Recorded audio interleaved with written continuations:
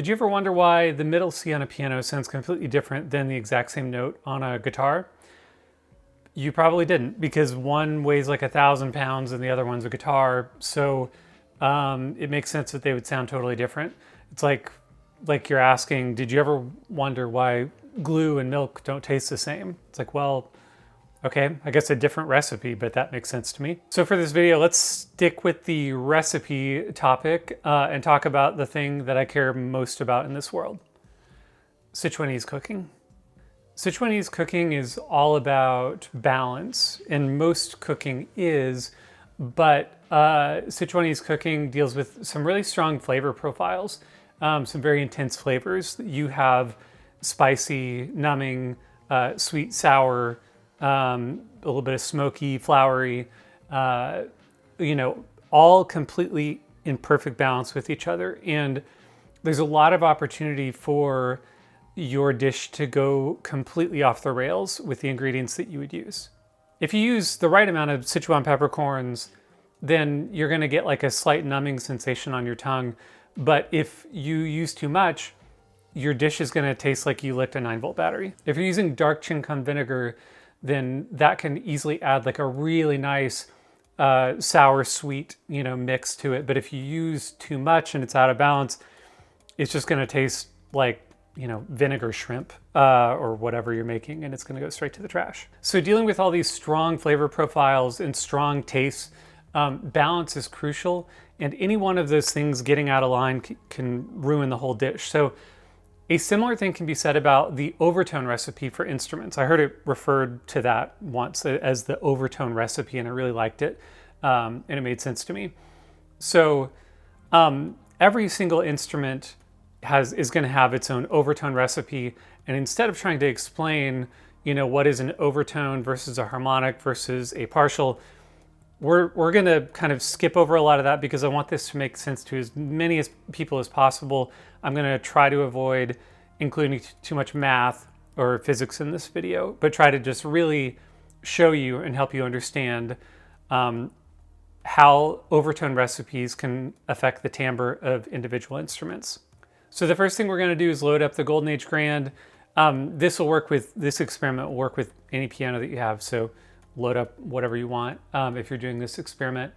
But the piano has a very balanced sound. When you play, a middle C on the piano, it sounds very sure of itself, very full. It's not really lacking in anything.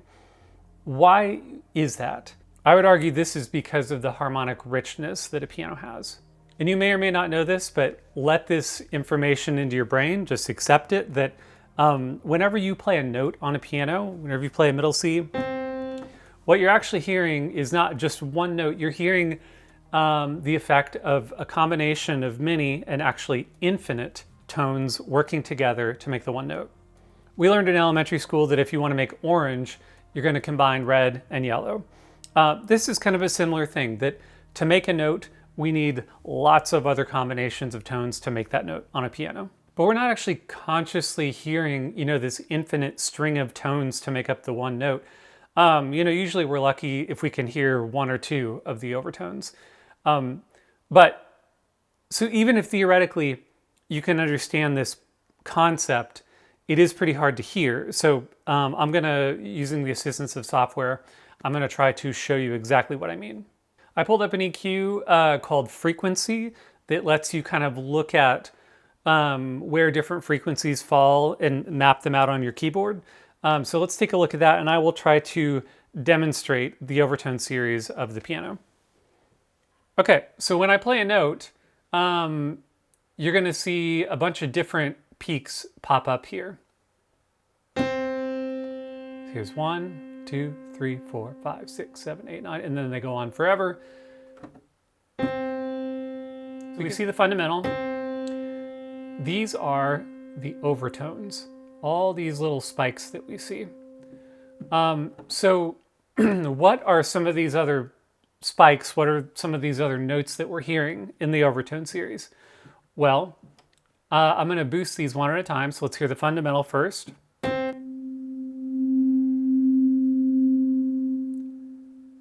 Pretty easy to hear. Now let's hear the next overtone.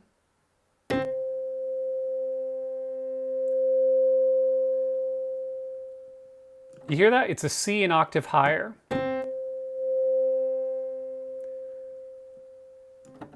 Let's hear the next one. This is going to be a G.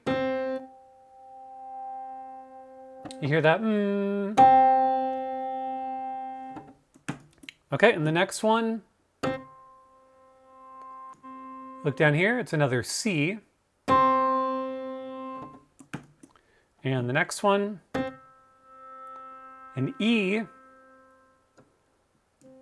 Next one, another G.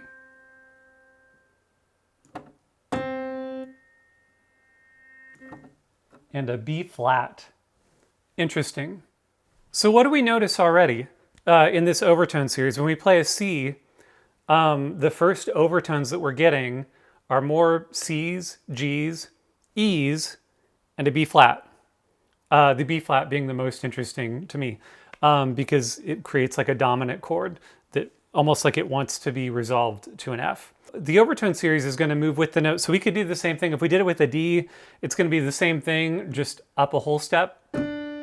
So you can see the fundamental is now on the D. And all of these are just going to be moved up a whole step.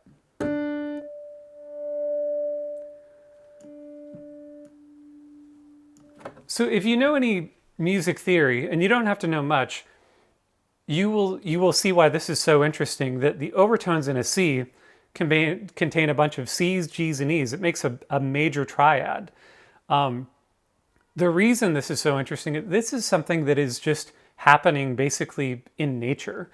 And so if you've ever wondered, like, how did we come up with the scale that we have? How come, how come we don't have a scale that has, 32 notes? And some scales do, some parts of the world, they, use a different scale. But the one that is the most natural to our ear is going to be the one that actually occurs in nature. If you go on up the overtone series, you're going to also find, more D's and E's. And basically, by the end of it, we will have filled up an entire major scale with some discrepancies, but that's not for this video.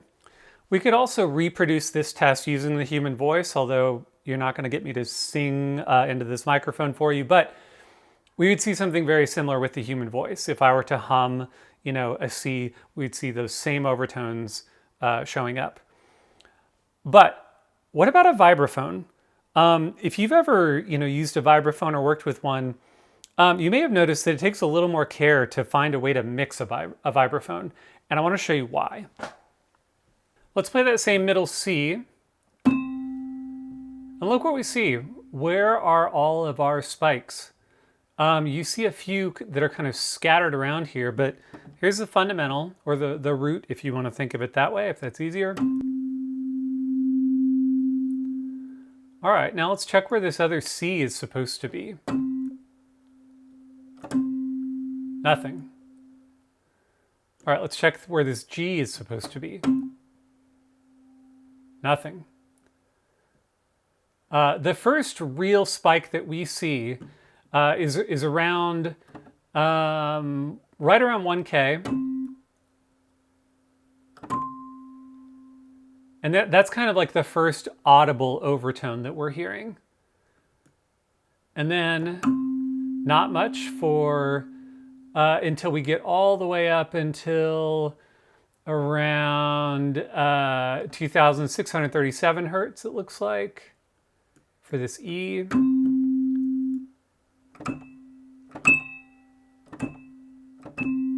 And even that, we're not getting a whole lot out of it. So where with the piano, we have this very rich overtone series that when you combine all of those overtones, they make a major triad. And when we load up the vibraphone, and again, you can do this with any vibraphone. I'm using the one from Vespertone, our brand new instrument. You can just see that there's not a lot of harmonic material going on. The voicing is very spread out, making it actually a lot more difficult to work with if you're trying to use like subtractive EQ or whatever. So you may be asking a logical question, which is, well, where's the harmonic material? Where's the overtone recipe for the vibraphone? Is it just like missing all of its overtones? The answer is no. And it is by human design and intervention that those overtones are missing, and I want to explain why. The bars in a vibraphone are harder and stiffer than the strings on a piano or a guitar or your vocal cords. It creates the same amount of harmonic material, but all of the overtones for a vibraphone do not line up so neatly with the scale. Like when we played the C and we had the C's and the E's and the G's and the B flat. With a vibraphone, the overtone series, all of those notes are going to line up in different places that are not so pleasing to the ear. So part of a vibraphone's job, it's going to take the fundamental and really amplify that. And the way that it does that is by using the long tubes that are underneath it.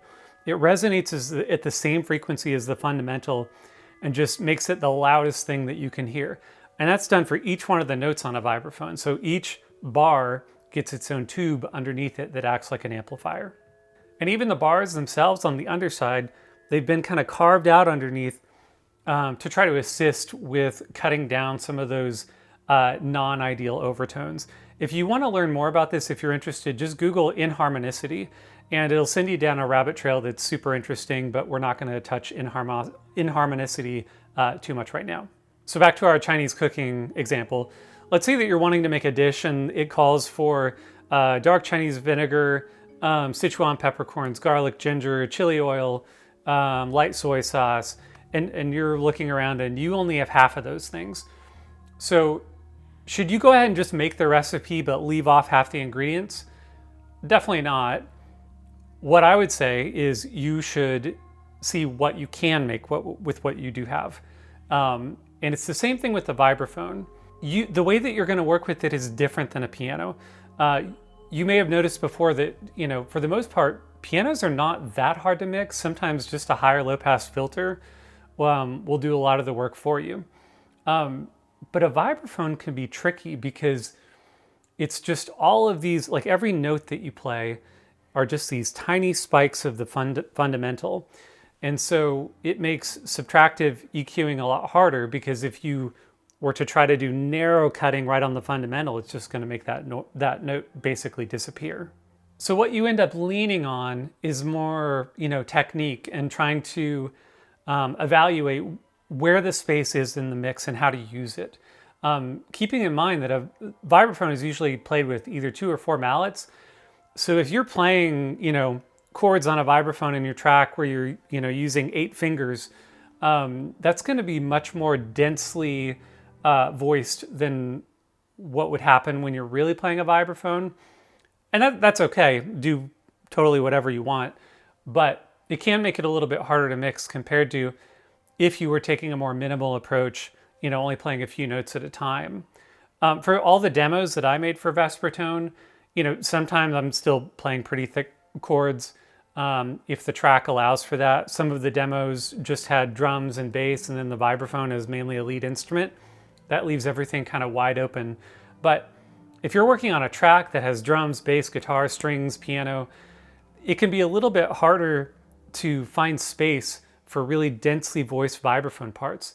So it can be a good idea to, first of all, kind of minimize the voicings and try like a more sparse arrangement. So in addition to not playing super dense and busy parts, it's very crucial to find the right range that the instrument's going to sound best in for your mix. So, before you go crazy, throwing vibraphone all over your track, I would recommend sitting back, listening, evaluating where are these instruments taking up space? Where does the kick drum go? Where's the bass go? Where does the piano go? And look for an opening for where the vibraphone can fit really nicely. Also, our instrument Vespertone is going to come with the vibration naturally turned on. And I had heard this somewhere, I don't know if this is true or not, but I had heard that the tremolo effect that happens in a vibraphone was created to help the vibraphone kind of stand out amongst other instruments. So in Vespertone, our vibraphone loads up with the vibration already happening.